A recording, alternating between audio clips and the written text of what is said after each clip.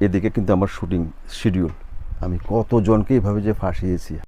বাংলা নাটকের এক স্বর্ণালী অধ্যায়ের নাম মাহফুজ আহমেদ ও জাহিদ হাসান। 90 দশক থেকে 2000 সময় শুরু করে যখন টেলিভিশন নাটক ছিল পরিবারে একসঙ্গে বসে দেখার প্রধান বিনোদন, তখন এই দুই অভিনেতা ছিলেন দর্শকদের আবেগ, ভালোবাসা আর ভরসার নাম। সময় বদলেছে, মাধ্যমও বদলেছে, দর্শকের রুচি বদলেছে। এখন তারা নিয়মিত হাইফে না থাকলেও তাদের অবদান ও প্রভাব অস্বীকার করার সুযোগ নেই। বরং এই পরিবর্তনের মধ্যে স্পষ্ট হয়ে ওঠে এক প্রজন্ম থেকে আরেক প্রজন্মের উত্তরণের গল্প, একটা জেনারেশন গ্যাপের বাস্তবতা। মাহফুজ আহমেদ ছিলেন শহুরে এবং রোমান্টিক সংবেদনশীল চরিত্রের এক অনন্য প্রতিচ্ছবি। তার সংলাপ বলার ভঙ্গি, চোখের ভাষা এবং পরিমিত অভিনয় দর্শকের মনে আলাদা করে জায়গা করে নেয়। অন্যদিকে জাহিদ হাসান অভিনয়ের বহুমাত্রিক ছিলেন বিস্ময়। কমেডি, ট্র্যাজেডি, গ্রামীণ চরিত্র কিংবা শহরের বাস্তবতা, সবখানে তিনি সাবলীল।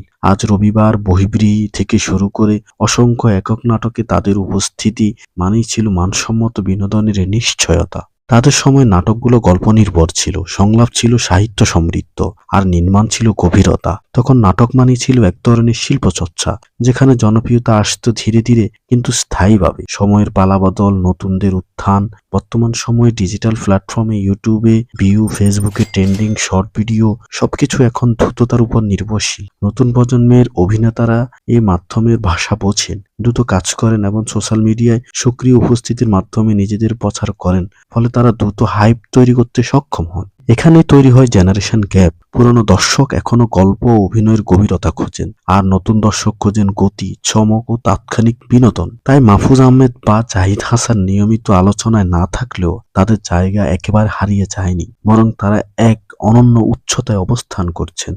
আবেগের জায়গায় কখনো দখল হয় না। নতুনরা হয়তো জনপ্রিয়তা এগিয়ে, কিন্তু আবেগের জায়গা আলাদা। অনেক দর্শকের কৈশোর, ভালোবাসা, পারিবারিক সন্ধ্যা, এইসব স্মৃতির সঙ্গে জড়িয়ে আছে এই দুই অভিনেতার মুখ। তারা কেবল অভিনয় করেননি, একসময় জীবনধারার অংশ হয়ে উঠেছিলেন। আজকের প্রজন্ম হয়তো তাদের নাটক ইউটিউবে খুঁজে দেখে, আর তখনই বোঝে অভিনয়ের সেই স্বাদ আলাদা ছিল। হাইপ সাময়িক, কিন্তু শ্রদ্ধা ও স্মৃতি দীর্ঘস্থায়ী।